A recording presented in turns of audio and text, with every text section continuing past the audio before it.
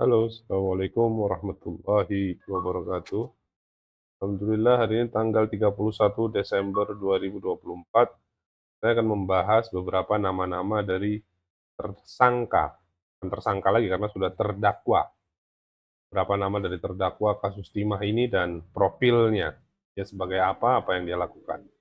Berikut adalah nama-nama terdakwa tersebut.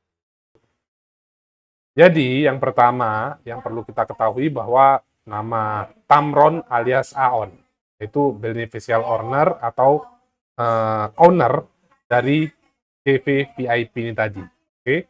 Jadi dia hanya divonis 8 tahun penjara dan dituntut uang pengganti hanya 3,5 triliun rupiah. Dan putusan itu mengatakan bahwa perlu dilakukan sita harta yang ada dan dilelang. Oke, dilelangkan. Jika tidak cukup, maka diganti kurungan cuma 5 tahun. Jadi umpama 8 plus 5 berarti 13 tahun saja. Seperti itu. Jadi bukan total 8 tahun terus terus 3,5 triliun. Apabila 3,5 triliun itu tidak cukup, maka dengan tambahan kurungan 5 tahun saja. Nah, berarti kalau umpama nih Tamron alias Aon ini mengalihkan harta-harta itu secepatnya atas nama orang lain, entah atas nama anaknya, entah atas nama siapalah itu, maka dia hanya menjalani hukuman 13 tahun penjara, seperti itu. Yang kedua, Suwito Gunawan, Komisaris PT SIP atau perusahaan tambang di Pangkal Pinang. Putusannya 5 tahun 6 bulan penjara dan diminta oleh negara mengganti sebesar 2,2 triliun. Disita seluruh aset-asetnya dan dilelang. Dan dibayarkan kepada negara, jika tidak cukup maka dipenjara plus 6 tahun. Gitu. Jadi nilai aset-asetnya kalau umpama tidak mencukupi 2,2 triliun, umpama cuma ada 1 triliun, maka akan kena subsidiar penjara plus 6 tahun, berarti 11 tahun penjara. Selanjutnya adalah Suparta selaku Direktur Utama PT RBT. Divonis 8 tahun penjara dan uang pengganti 4,5 triliun sama disita seluruh aset-asetnya, dilelangkan dan dibayarkan kepada negara jika tidak cukup plus 6 tahun, jadi sekitar 14 tahun. Yang terakhir adalah Robert Indarto, Direktur Utama PT SBS, 8 tahun penjara, uang pengganti 1,9 triliun, disita seluruh aset-asetnya, dilelangkan dan dibayarkan. Apabila tidak cukup, maka plus penjara 6 tahun. Jadi kalau kita ketahui, total penjara itu dari 11 tahun hingga 14 tahun penjara. Kalau tidak dapat mengganti nilai-nilai uang pengganti tersebut. Kalau kita lihat dari total, anggap kita total ya, ini 2 triliun, 4,5 triliun, 6,5 plus 2,2, 8,7, 8,7 plus 3,5. Jadi sekitar 12,2 ya, 12,2 triliun dari 300 triliun, hanya mengganti sekitar segituan. Yang lain dari 4 nama besar ini hanya mengganti puluhan miliar hingga ratusan miliar, jadi tidak sampai dengan 1 triliun.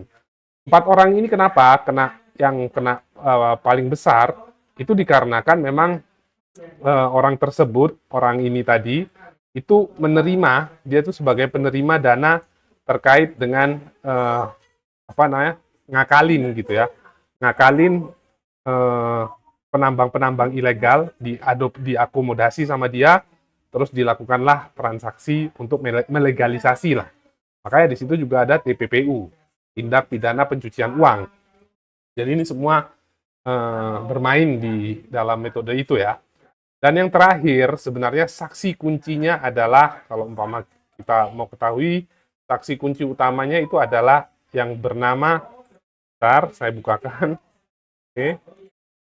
Saksi kunci yang asli itu bernama ini, Riza Pahlevi, yaitu mantan Direktur PT Timah.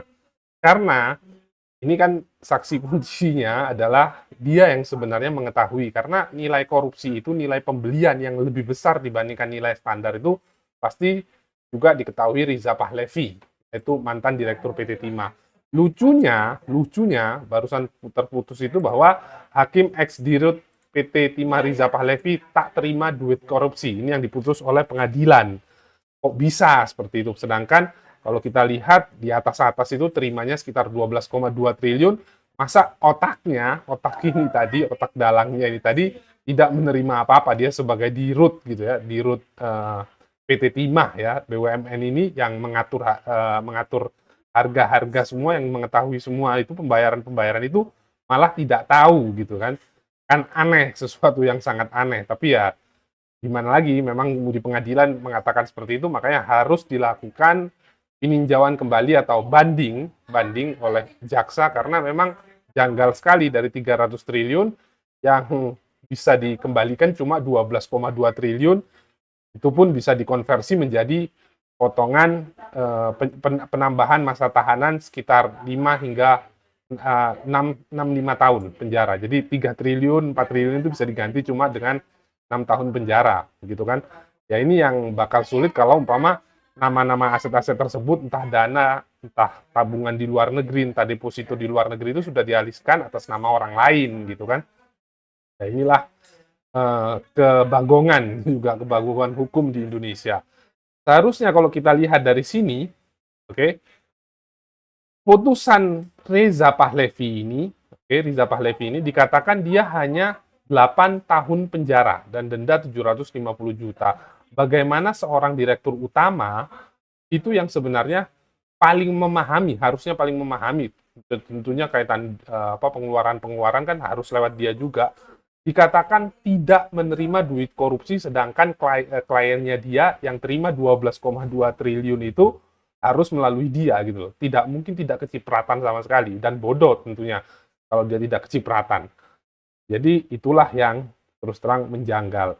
Jadi 4 orang ini tadi yang benar-benar menerima real dan cuma kembali 12,2 triliun, dan Riza Pahlavi ini sebagai direktur PT Timah ini malah cuma 8 tahun tanpa adanya uang pengganti. Demikian. Terima kasih banyak. Assalamualaikum warahmatullahi wabarakatuh.